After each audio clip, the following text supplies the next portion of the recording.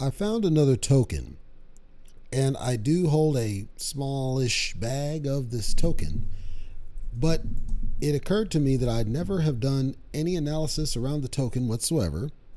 For that, I apologize because I intended to. And of course, time ran away. There's a lot going on. And I figured now's as good a time as any because it came to surface, and especially because the whole market's down. And I suspect it's because of tax season. I have no proof of this, but I suspect that's the underlying reason. I think people are just dumping cryptocurrency to free up money in anticipation of tax bills. If my theory is correct, I think those people are stupid because to try to defray, if they're trying to defray their tax bill for next year, then I guess that makes sense. But doing it this close to this current tax year doesn't make sense to me. Because if you were trying to defray this tax bill, you'd have had to done it by December 31st of 2021. So either that's the case and I'm right, or it's not the case and I'm wrong. I'm not really sure. Regardless, I suspect that the industry in general, crypto, is subject to a lot of sell-off pressure because of the proximity to tax season. That's a theory. I have no proof. This project, though, it's been sitting in the bag and I've watched it, and it has its ups and downs like many other tokens. And I never did an analysis because there were a lot of other things happening. But I want to go ahead and give it a chance now. The token I'm going to cover is called Elephant Money. Site is elephant.money. It's the website. So don't say I didn't give you the website address. It's elephant.money. That's how you know. That's how I know that you listened to it. And that's how you know that I actually went to the site. Elephant.money. It's on the Binance Smart Chain. And it's a basic rewards token. There are some fundamental concerns I've got with the token itself. Before I do that, let me just say straight off the jump, and if they're listening, I don't mind having you on the show and talk it out. I understand what you're trying to do with the site. I understand that you're trying to keep it as simple as possible. I think it's a bad idea. I think a certain level of simplicity is good. I think you tend to go over simplistic because the way that your token works is not a simple structure, and you tried to simplify it, and in the end of it, you made it more complex than I think it really should be. Let me go and just break down the tokenomics. I'll start there first because I think for something like this, you kind of have to start with tokenomics and then work your way backward instead of trying to do what I normally would do, which is site analysis, because again, there's nothing to the site itself. First of all, they have linked on the site what they refer to as a white paper. I want to let the guys know, and ladies or whatever, that that put this together. I'm not going to tell you that your white paper is crap. It's not. You put a lot of thought into it, a lot of detail into it. It's not crap. The problem I've got is it's not really a white paper. Not in the science of what I would expect in a white paper. This feels more like what I would want in a garbage Git book, ironically. Because to me, the white paper needs to go beyond the token itself. You spent, 16 pages telling the reader about how your token structure works. If it takes you 16 pages to explain how your structure works, your structure is too complicated. That's the number one story of my review is complexity, just gross complexity, where I can tell what it was inspired by. It was inspired by Drip, which to some degree, and then it was inspired by Yield Finance, or Urine Finance rather, Magic Internet Money, and all these ones that do layers of complexity needlessly so. I'm not saying it's a bad project. I'm saying that if it takes you 16 pages to explain what you're doing, it's probably too complex. This project, at least the token, the Elephant Money token, has been around since early 2021. So it's mature, and it probably didn't start this complex. And I don't know if they're spinning up the complexity in response to something. My number one feedback is just there's too much complexity here.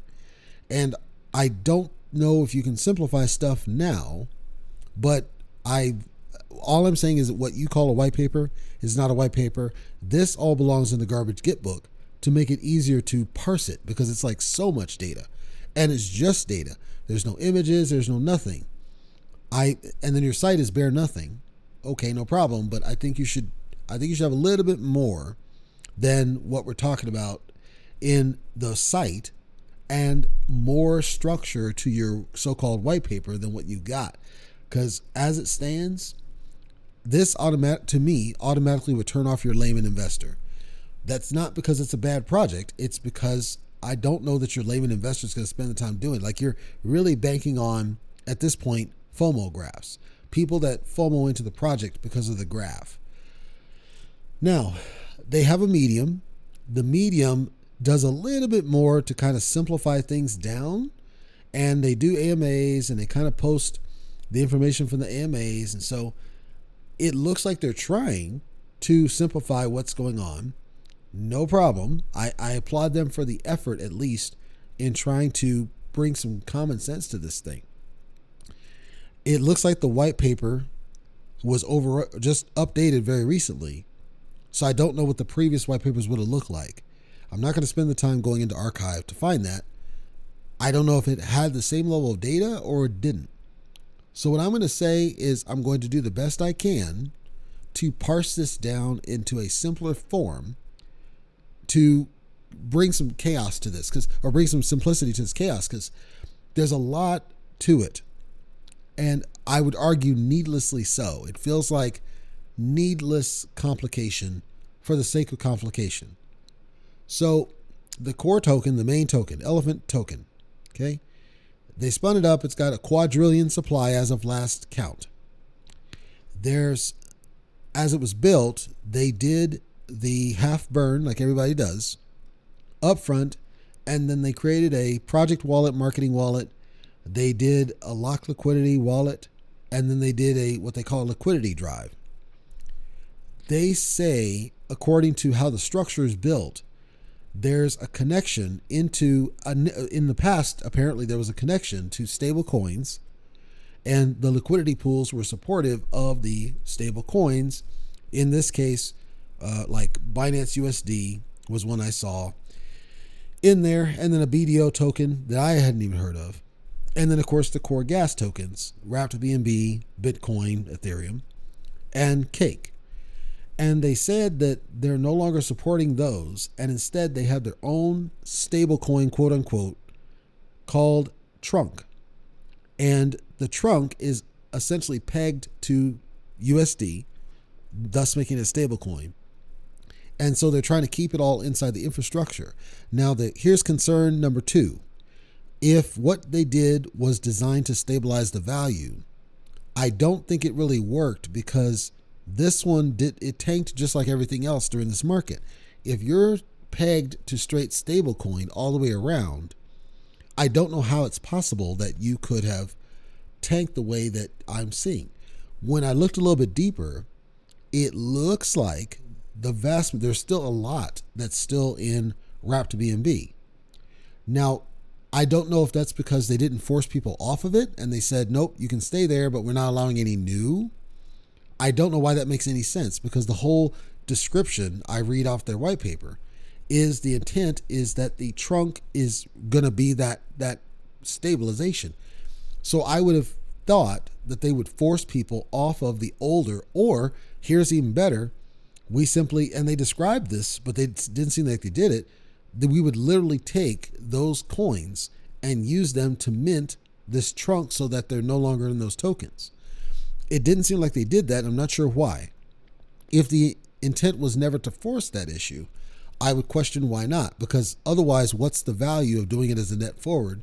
Because you're going to have people that just sit on it, and while that's doing it, you have that instability of price. While you have the instability, you have the risk of FOMO selling. And we're seeing a lot of that now, especially with what's going on in the industry. I would have assumed, and perhaps this is my fault, but I would have assumed that if you're going to go this direction of creating this trunk stable coin, why would you not just use the existing wrapped BNB and Ethereum and Cake and BUSD, or not even BUSD, but everything that you already had, and literally you already had control of it. So why not just do that to basically build or create these tokens, sell them off for the stable coin, and then convert into your stable coin and go from there? Why would you not get rid of it so that you don't have any of those in play? I suspect it's because in order for them to allow trading for newer investors, they had to keep a little bit on deck. If that's true, no problem. But the amount I see in what they call WBNB V1 is over $1 million. Everything else looks like it's pretty low. I mean, Bitcoin, the original Bitcoin has 500,000, but everything else is pretty darn low. The Wrap BNB, the original Wrap BNB, which I'm assuming came from the first pool that existed, over $1 million. Why not force it? Like, why not just dump those and get it over to the new trunk? Because that would have stabilized the value. I don't understand why you would have done it the way that they did it.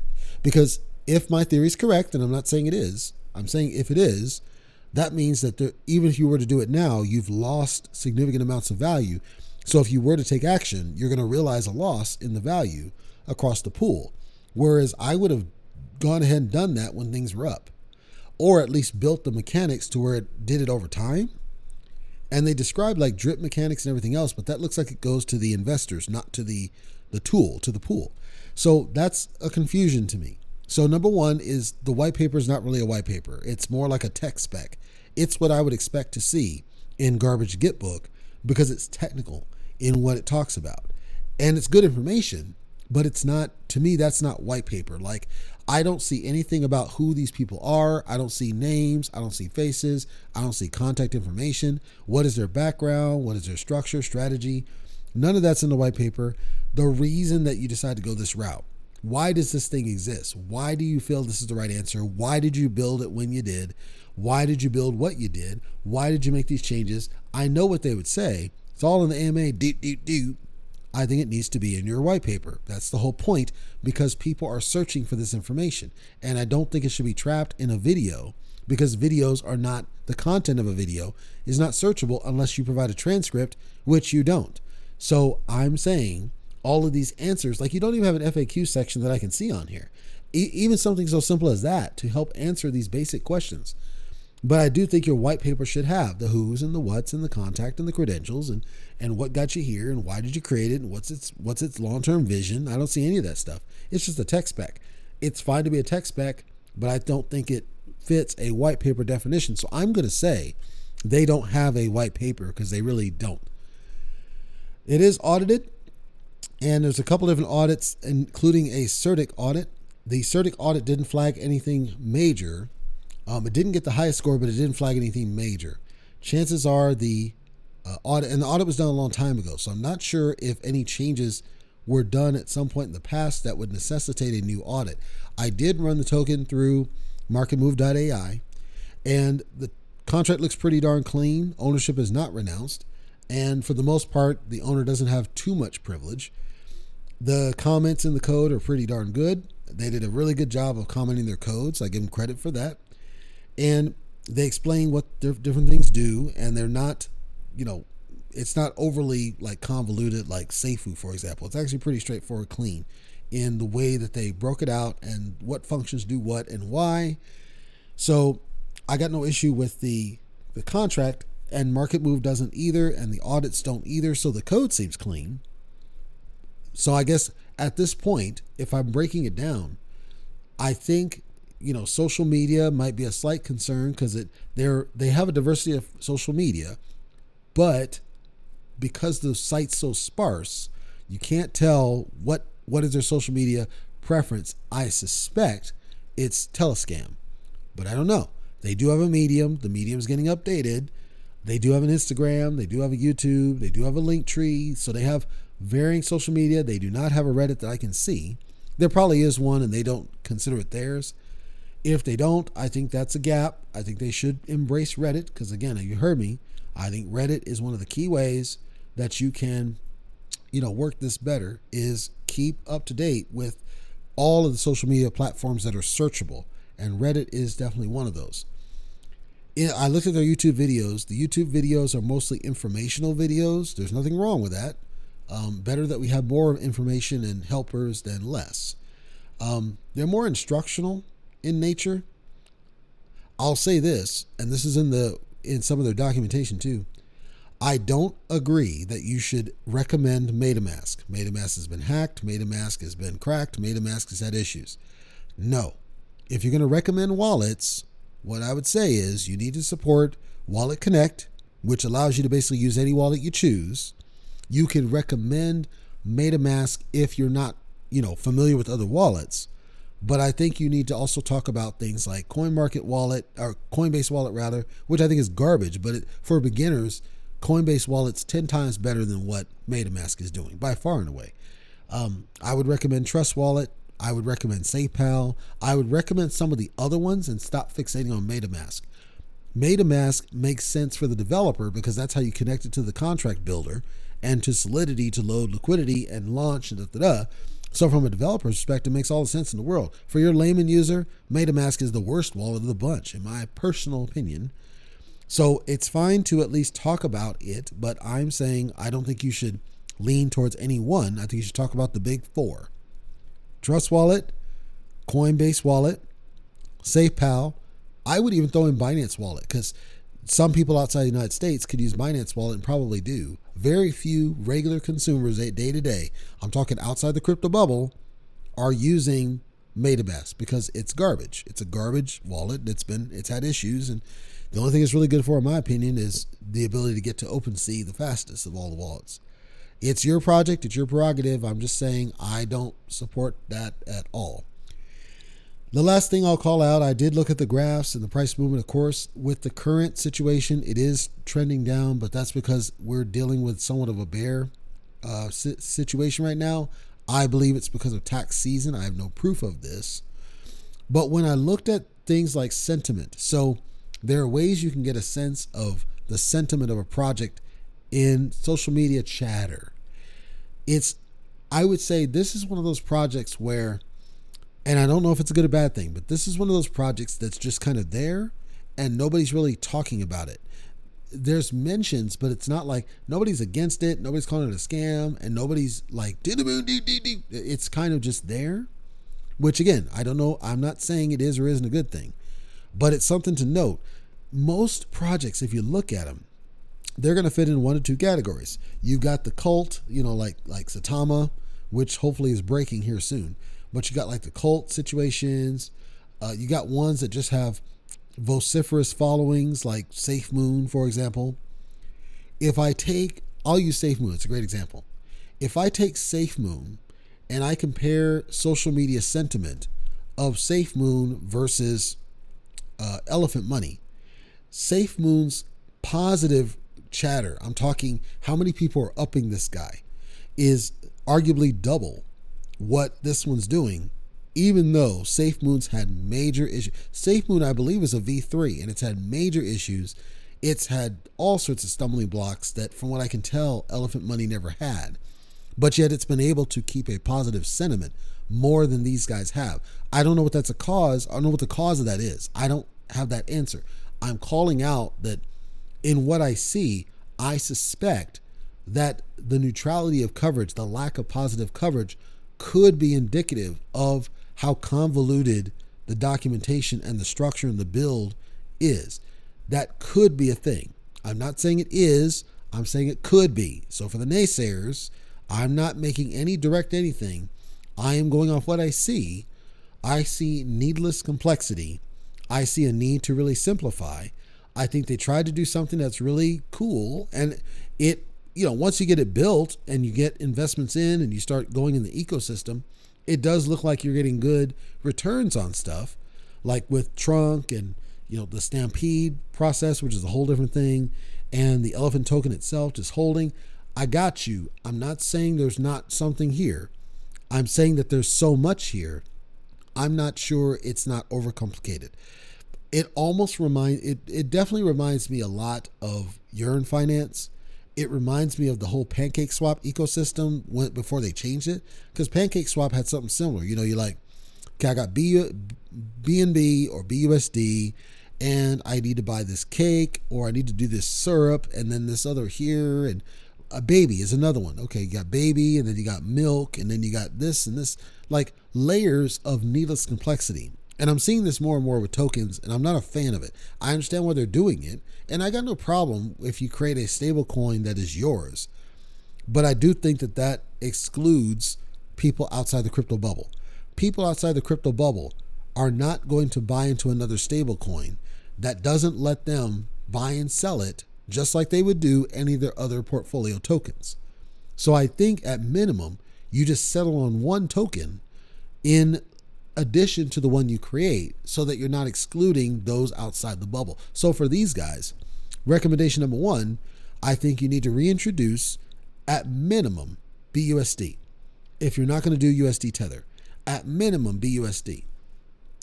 Because it's still a stable coin. No, you don't control it, but you don't need to because it's a stable coin. What does it matter? You can still have Trunk and offer the rewards and the staking against Trunk specifically, and rewards coming back in either Trunk or BUSD, let's say. So you do that, but ultimately the value underneath it can still be BUSD. You can still create a liquidity pool against BUSD. Like you can still function like you would do outside the bubble. I don't know if they plan to go on multiple exchanges. I don't see that because they don't have a roadmap, which is another beef I've got. So I can't say what will or won't happen with this dude. I don't have that answer.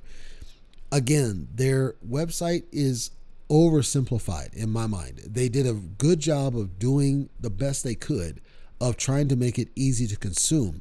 It's not that they didn't try. It's that because it's oversimplified, when you go into actually use it or trade it or interact with it, you're immediately inundated with a bunch of complexity when you open that, what they call the white paper, and you're having to parse 16 pages to try to understand what the heck are you guys doing on this. That doesn't mean you can't just buy elephant money and just sit on it. You can, and it'll do what it's doing, and it'll grow. I'm pretty sure once everything recovers, it'll behave like any other token. Sure. But because of the way they have the setup, are you missing out on something where you didn't really want to miss out on it? You want to maximize the use of it. And it's harder for you to do it because you're too busy just trying to figure out what the heck they're doing here. Last point, and I'll wrap up. They created a Binance onboarding guide. I give them kudos for trying to help investors. This is not a bad thing. But the problem is they're making a lot of statements that are wrong. Quote, some of you may already be familiar with MetaMask as it is the primary wallet used to interact with applications on the Ethereum network. That's not true. That is factually inaccurate. They can't prove that. I challenge you to produce stats on that. That's a lie. Actually, the primary wallet for applications on the Ethereum, we're talking Ethereum, I guarantee you're going to find Binance Wallet, Trust Wallet. Those two are by far and away faster and superior and more used than MetaMask ever was. I would argue that MetaMask is more used on the Binance Smart Chain, ironically enough, and it's used on the Ethereum for developers. This is true, not for your common trader, certainly not for a newbie trader. So you're already making statements and then you're leaning people to this step through to the point you had to create a 9-page document to help somebody. This should tell you, if you've got to create a 9-page document to help somebody understand how to get into your token, you've lost the plot. That's not saying your token's not worth buying. I'm saying going MetaMask was your problem because you didn't need to do that. You could have done Trust Wallet or SafePal, and it's way easier. SafePal alone is way easier to do it. At minimum, you educate people, whatever wallet you're going to go, you educate people on something like PooCoin or PancakeSwap, to just do the steps. The wallet will help with the rest. Most of them have pretty good helper guides, especially with like Alpha Wallet, for example. But you had to go through all this detail to tell, do you believe that your regular, casual, layman, ADD type investor is going to go through this and do this stuff? No, they're going to be turned off by it. Why do I have to do all this? I'm saying in their mind, why do I have to do all this just to buy your token? I already got my Trust Wallet. Why can't I use that? Your instructions don't tell them how. Your instructions don't accommodate people who are not in the crypto bubble. That's the problem I got with this. So I don't support this at all. I understand what you're trying to do. I applaud that you tried. I don't support it at all. Then this one makes assumptions about desktop. You're talking about desktop apps because all the stuff that you're calling out is on the desktop plugin, not on like a mobile device. It doesn't talk about difference between Apple and Android. It doesn't talk about wallets that are plugged into your browser, which are starting to become more of a thing now. It's not I don't want to use the term, but inclusive to more people. You made a great effort, and I applaud you for the effort. I'm saying that I think it may tend to be a turnoff because it may come across to them that you're asking them to do extra steps that other tokens don't, and they might go that way. You might come back, if they're listening, and say, you know what, our growth's whatever, we're not going to listen to you. That's fine. You don't have to listen to me. I'm just telling you, what you call a white paper is not a white paper, number one. It's a tech spec. It's a good tech spec. I think it should be on the site as a garbage Git book because this is technical data. This is not who. Who are you? Your faces, your names, your contact information, your vision. Here's what we wanted this thing to do. Here's why it exists. Here's why we're doing this thing. Where are we? What countries? What locations? When? Where's your roadmap? There's not a roadmap anywhere on the site. Now, maybe they figure they're done, and so they don't need a roadmap. Show the steps that were done and when they were done. How? How are you planning to increase this or improve this, or how did you get to this point, and why? Why does this make sense to a layman investor outside the crypto bubble? That's a white paper per my rubric. None of that's here. That's why I say this is not really a white paper. I applaud you for putting something together. Like, that's the bottom line as I wrap this up. I applaud them for their effort. It's not the effort at all. They tried to be as simple and to the point with the website as they could do. They tried to put a detailed white paper together. It's just not really a white paper. And the site doesn't give you enough that should be on the site, and it's currently in what they call the white paper. It should actually be on the site. Here's one where they should use the garbage Git book for what's actually in the white paper and instead focus on a white paper that goes through the rubric type things. They tried to give steps and instructions on how to get set up with a wallet and get started, but it's only targeted to one, I'd say the 0.1% of the 1% of the 1% of the population, and it's not inclusive to everybody else outside the crypto bubble. They tried their best to stabilize the value using this trunk, but then I don't see it's completed because you still have wrapped BNB that's causing now your price to tank during a bear season. So what was the point of doing the trunk in the first place if not to help stabilize the value? Like, everything around this is you tried, like goes to the Miz in the sign. You tried. And I celebrate you trying. I celebrate the effort. I celebrate the hard work you tried to put into this. I'm simply saying that although it looks like a strong project and I don't see any concerns from a, legitimacy perspective or any of that, it's not that. It just feels like although you tried and you tried hard, it almost felt like you put too much effort in and not enough thought into why certain things need to make sense outside the crypto bubble. Anyhow, elephant.money, check it out on the Binance Smart Chain. I don't see any problems with it in terms of, legitimacy or them being serious or them being, trying to take your money. I don't see any of that stuff. It seems like they're here to stay. Growth may be a concern in the long term. In the short term, maybe it's going to get some green. I suspect once this bear passes, it's going to go back green, and it seems to have strong upward growth. And again, it looks like a strong project, but unless they acknowledge they're not going after the casual investors, I think they're going to have a hard time getting this sold to people as to what really is this thing so I can maximize it. If they were to simplify a lot of this down, I think they'd have a better time of it. I don't know if at this point it's past that point because, like I said, it's been around for ages, and maybe it's too late to consider that. It's what I would still consider. Certainly get the white paper to actually be a white paper, move that content to a garbage Git book where it belongs, in my opinion, and then try to simplify your instructions for getting on board. Be more inclusive about multiple types of wallets and different types of people doing the project. Other than that, again, the site, I would like to see more on the site, more of that data that breaks down why we're doing this. What is the point of this, and help somebody understand other than just making money, because making money helps. But as we see right now, even the tokens that are just about profit, they're tanking too. So how do you differentiate yourself from that? I don't know what that answer is. I'm saying these are things to think about if they're going to want to, appeal more to the mainstream.